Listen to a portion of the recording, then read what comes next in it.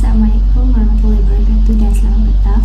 Nama saya Melati Nita Abdul Aziz, merupakan ketua kumpulan 1 bersama ahli kumpulan saya akan membentangkan topik pengaruh globalisasi terhadap etika dan peradaban.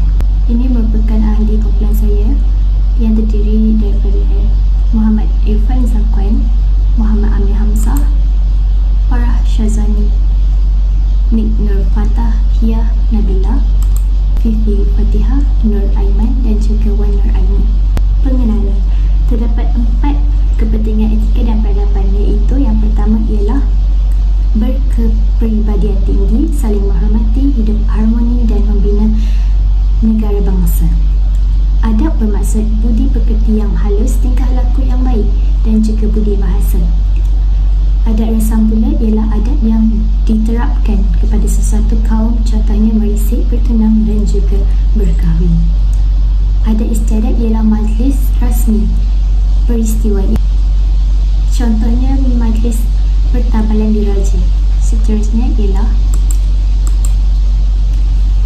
etika daripada segi bahasa, bermaksud prinsip moral dan nilai-nilai akhlak, iaitu adat sopan santun. Daripada segi sosiologi pula ialah menjelaskan tanggungjawab, sifat baik, manfaat kepada masyarakat. Etos daripada segi bahasa bermaksud sifat, ciri sesuatu bangsa, budaya yang memberi aspirasi kepada negara.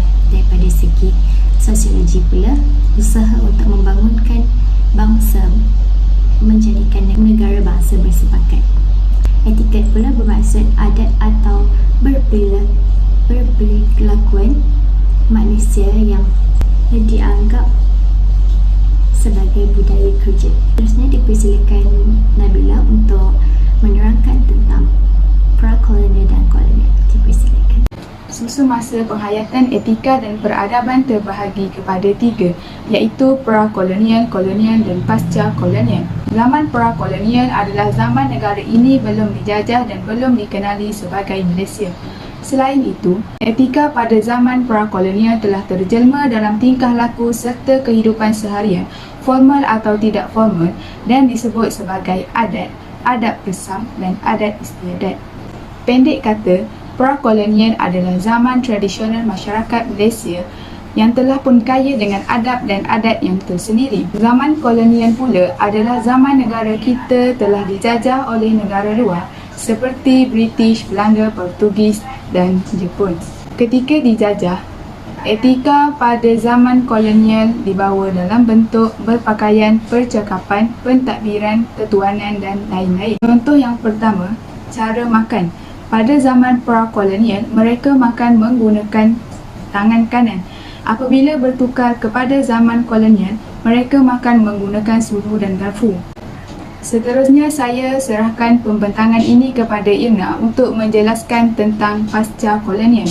Seterusnya iaitu pasca kolonial. Pasca kolonial merupakan era moden di mana masyarakat telah menerima pelbagai variasi dan percampuran secara langsung ataupun tidak langsung. Jika kita lihat variasi pada hari ini berkembang luas dengan globalisasi, iaitu dunia tanpa sempadan di mana etika moden, adat istiadat, adat resam, etika, etos serta etiket bercampur gaul. Antara contoh etika dan peradaban di zaman pasca kolonial. Adat resam zaman pasca kolonial itu zaman sekarang dengan teknologi yang semakin meluas. Jika kita lihat perkahwinan dilakukan secara alam maya, iaitu online. Etiket ialah salah satu adab sopan, iaitu dari segi cara pemakaian dan cara pemakanan. Zaman dahulu pakaian lebih sopan dan longgar. Zaman sekarang ramai telah terpengaruh dengan cara pemakaian barat. Tetapi dibandingkan zaman sekarang, ramai yang lebih memilih untuk memakai pakaian yang mencolok mata. Saya akan menyerahkan pembentangan yang seterusnya kepada Fifi. Saya di sini ingin membentangkan 3, iaitu sejarah, struktur sosial dan biografi. Sejarah ialah himpunan peristiwa dan pengalaman lalu yang saling melibatkan individu, keluarga dan masyarakat. Dan struktur sosial dalam bahasa ialah sistem sosial. Manakala sosiologi ialah hubungan yang dibina dan terjalin dalam sesebuah masyarakat yang berfungsi untuk menggerakkan dinamika masyarakat. Manakala biografi ialah bahasa yang bermaksud riwayat atau kisah hidup seseorang, dan sosiologi ialah fenomena struktur sosial dan proses sejarah yang mencorakkan pengalaman individu, keluarga, komuniti dalam masyarakat dan sebaliknya. Sebagai contoh, saya ambil ialah adat resam. Adat resam dalam perkahwinan Melayu, Cina, India yang berbeza mengikut adat resam masing-masing. Dan saya akan menyerahkan pembentangan ini kepada Farah. Nama seorang tokoh yang tidak asing lagi dalam masyarakat kita ialah Tengku Abdul Rahman Putra Al-Haj. Beliau merupakan bapa kemerdekaan. Beliau mempunyai darah keturunan raja dan memegang jawatan Perdana Menteri Malaysia yang pertama. Peranan Tengku Abdul Rahman dalam usaha mencapai kemerdekaan negara ini amat penting. Beliau hanya cara rundingan sahaja tanpa berlakunya pertumpahan darah. Dengan kemerdekaan ini, masyarakat pelbagai kaum dapat hidup dalam keadaan aman, harmoni walaupun berbeza budaya, adat resam dan bangsa. Hal ini membolehkan kita menjaga dan memelihara adat resam, budaya dan bangsa tanpa ada campur tangan daripada kuasa asing. Saya akan menyerahkan pembentangan seterusnya kepada Amir. Terima kasih kepada Farah. Penghayatan etika dan peradaban bagi individu dan keluarga lokal. Individu. Yang pertama, penghayatan etika dalam kalangan individu adalah sangat penting untuk ke arah membina peradaban yang tinggi dalam sesebuah negara. Yang kedua, setiap individu perlulah mempunyai etika yang dapat diterima oleh setiap anggota masyarakat sekeliling. Sebagai contoh, seseorang individu itu haruslah mempunyai sikap-sikap yang positif seperti hormat menghormati, saling bantu-membantu dan sebagainya. Keluarga. Yang pertama, peringkat moral atau nilai-nilai akhlak yang menjadi pegangan seseorang individu atau sesuatu kumpulan manusia. Yang kedua, ibu bapa hendaklah bertanggungjawab memainkan peranan dalam mencorakkan kehidupan seharian anak-anak mereka untuk berfikir dan bertindak mengikut keadaan. Sebagai contoh, ibu bapa hendaklah menjadi tauladan yang terbaik kepada anak-anak mereka ketika berada di rumah maupun berada di mana sahaja. Sekian, terima kasih. Saya mempersilakan Muhammad Irfan untuk meneruskan pembentangan yang seterusnya. Baiklah, terima kasih kepada saudara Amir. Seterusnya adalah penghayatan etika dan peradaban bagi komuniti dan masyarakat. Komuniti, sekumpulan manusia dan ahli masyarakat yang tinggal bersama di suatu kawasan. Komuniti juga adalah suatu kumpulan manusia yang mempunyai persefahaman dalam sesuatu matlamat dan sentiasa berhubung antara satu sama lain. Antara kepentingannya adalah mempengaruhi personaliti dan identiti seseorang manusia. Sebagai contoh, di negara Jepun, komunitinya amat mementingkan ketepatan masa dalam pekerjaan maupun kehidupan seharian. Seterusnya adalah masyarakat. Masyarakat merupakan sekumpulan manusia yang hidup secara berdampingan dengan kebudayaan dan kepribadian. Antara kepentingannya adalah dapat memelihara keamanan, keadilan dan kesejahteraan yang berterusan dalam masyarakat.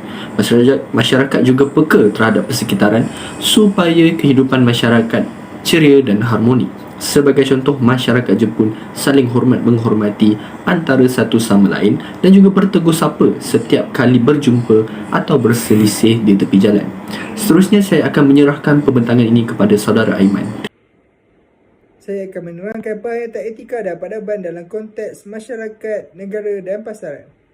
Masyarakat adalah percampuran bangsa dalam satu rumpun yang tinggal dalam satu kampung, daerah atau negeri. Peranan etika adalah alat kawalan agar tidak bertentangan nilai-nilai dan norma-norma yang berlaku dalam masyarakat. Kepentingan peradaban masyarakat adalah melahirkan warga yang cakna dan dipenuhi dengan nilai yang baik dan positif supaya hubungan sesama berbilang etnik sentiasa baik. Etika dan peradaban dalam negara. Etika Malaysia terbentuk dari etika prakolonial dan postkolonial. Etika prakolonial ialah etika Asia, iaitu gabungan etika yang berteraskan agama Islam, Hindu dan Buddha. Pada zaman kolonial pula, kepercayaan bahawa moral pihak penjajah adalah lebih baik daripada pihak yang dijajah. Peradaban dalam Malaysia pula dari konsep perkembangan manusia, iaitu hasil dari pengaruh barat global dan agama tradisi. Peradaban barat berteraskan materialism, positivism dan individualism. Etika dan peradaban dalam pasaran pula. Pasaran adalah kawasan atau tempat di mana pembeli dan penjual berhubungan untuk tujuan berjual beli. Peranan pasaran adalah pembangunan sesebuah negara, iaitu pengukuhan dan pertumbuhan ekonomi. Contohnya, pasaran kewangan yang efisien berupaya mengoptimumkan penggunaan sumber dana dalam ekonomi dan menjadi daya tarikan kepada ramai pelabur.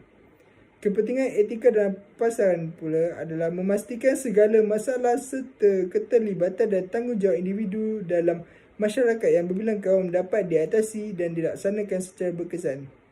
Sekian itu sahaja daripada kumpulan kami. Terima kasih.